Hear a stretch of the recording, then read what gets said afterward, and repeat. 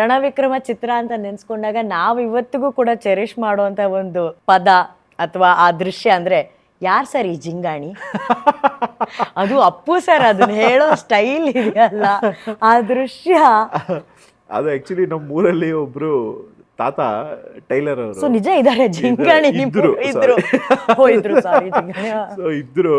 So ಆ reference ಇಟ್ಕೊಂಡು ಅವರು ಇಷ್ಟೇ ನಿಮ್ಮಷ್ಟೇ ಯಾವ್ದ್ರಿ ಇದು ಹೆಸರು ಹಿಂಗಿದೆ ಚೆನ್ನಾಗಿದೆ ಬಟ್ ಇದು ಬೇಡ ಅಂತೇಳಿ ಆ ಡೈಲಾಗು. ಅಂದ್ರೆ ಶರ್ಟ್ ಮಾತ್ರ ಹೊಲ್ದಿರ್ತಾನೆ, ಪ್ಯಾಂಟ್ ಹೊಲ್ದಿರ ಕೊಟ್ಟಿದ್ದ ಅವಳಿಗೆ ಪ್ಯಾಂಟ್ ಹೊಲಿಯಕ್ಕಾಗದೆ ಹಾಗೆ ಬಂದ್ಬಿಟ್ಟಿರ್ತಾರೆ, ಜೀನ್ಸ್ ಪ್ಯಾಂಟ್ ಹಾಕೊಂಡು ಬಂದ್ಬಿಟ್ಟಿರ್ತಾರೆ. ಸೊ ಅದೊಂದು ಐ ಥಿಂಕ್ ಅವತ್ತು ಗಿರೀಶ್ ಕಾರ್ನಾಡ್ ಸರ್ದು ಕೂಡ ಇತ್ತು ಕಾಂಬಿನೇಷನ್. ಸೊ ಆ ಹೋಲ್ ಇದನ್ನ ಅವರು ಕೂಡ ಎಂಜಾಯ್ ಮಾಡ್ತಾರೆ. ಅಲ್ಲ ನಾನು ಯೋಚನೆ ಮಾಡೋದು ಅಪ್ಪು ಸರ್ ಆದ್ರೂ ಓಕೆ, ಗಿರೀಶ್ ಕಾರ್ನಾಡ್ ಸರ್ ಏನಿದು ಜಿಂಗಾಣಿ ಅಂತ ಕೇಳಿದೆ. ಯಾಕಂದ್ರೆ ಅವರು ಕನ್ನಡ ಸಾಹಿತ್ಯದ ಹೆಮ್ಮೆ. ಒಂದ್ ಕಡೆ ಗಿರೀಶ್ ಕಾರ್ನಾಡ್ ಸರ್ ಕನ್ನಡ ಸಾಹಿತ್ಯದ ಹೆಮ್ಮೆ, ಇನ್ನೊಂದ್ ಕಡೆ ಕನ್ನಡ ಚಿತ್ರರಂಗದ ಹೆಮ್ಮೆ ಅಪ್ಪು ಸರ್. ಒಂದೇ ಫ್ರೇಮ್ ಅಲ್ಲಿ ನಿಲ್ಸಿರುವಂತ ಒಂದು ಹೆಗ್ಗಳಿಕೆ ಯಾರಿಗಾದ್ರೂ ಇದೆ ಅಂದ್ರೆ ಅದು ನಿಮ್ಗೆ ಪವನ್ ಸರ್.